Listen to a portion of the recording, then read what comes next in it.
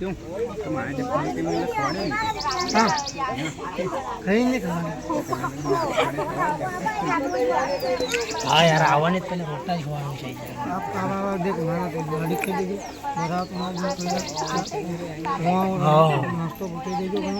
पका बाद भले तुम दो जीवन कौन बोझे ससरा खवा असरा कम गाड़ी बोका च कहनो मेन आदमी हो जाए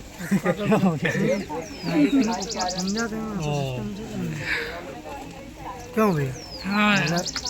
डीजे घर का सामने लाओ हमारे परिवार का गाना ज़्यादा अच्छे डीजे घर का सामने आओ ऐसे वाला नहीं आई ऐसे जाएगा देख ही ले रास्ता वो रास्ते देखे ना तुमने सीधो मैंने नहीं को आई गया ना हाँ अपन आगे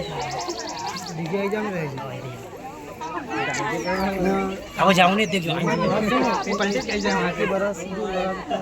हाँ क्यों कहीं नहीं चलो बस हुई बात चलो